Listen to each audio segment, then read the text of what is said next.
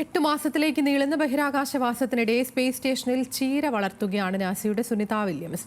കുടുങ്ങിക്കിടക്കുന്ന ബഹിരാകാശ യാത്രികർക്ക് കഴിക്കാനുള്ളതല്ല ഈ ചീര, മറിച്ച് ഒരു പരീക്ഷണമാണിത്.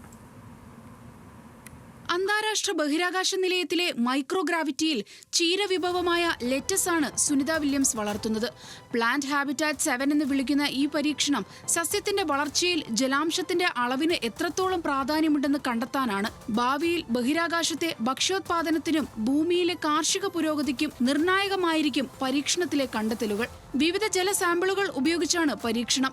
ഓരോന്നും സസ്യത്തിന്റെ വളർച്ചയെയും പോഷക ഗുണത്തെയും എങ്ങനെ സ്വാധീനിക്കുന്നുവെന്ന് പരിശോധിക്കും. ബഹിരാകാശത്തെ മൈക്രോഗ്രാവിറ്റിയിൽ വളരുന്ന സസ്യങ്ങൾ ഗുരുത്വാകർഷണത്തിന്റെ അഭാവത്തെ അതിജീവിച്ചു വേണം വളരാൻ. ഈ അന്തരീക്ഷത്തിൽ പോഷകാകിരണവും വേരിന്റെ വളർച്ചയും എങ്ങനെയാണെന്നും നിരീക്ഷിക്കും. ഭാവിയിൽ ചന്ദ്രനിലേക്കും ചൊവ്വയിലേക്കും ചിലപ്പോൾ അതിനപ്പുറത്തേക്കുമുള്ള മനുഷ്യന്റെ യാത്രയെ സഹായിക്കാൻ ഈ പരീക്ഷണത്തിലെ കണ്ടെത്തലുകൾ സഹായിക്കും. ഭൂമിയിലെ ഭക്ഷ്യോത്പാദനത്തിന് വെല്ലുവിളിയാകുന്ന വരൾച്ചയടക്കം സാഹചര്യങ്ങളെ സാങ്കേതികമായി നേരിടാനുള്ള അറിവും ഈ പരീക്ഷണങ്ങളിലൂടെ ആർജിക്കാമെന്നാണ് നാസയുടെ കണക്കുകൂട്ടൽ.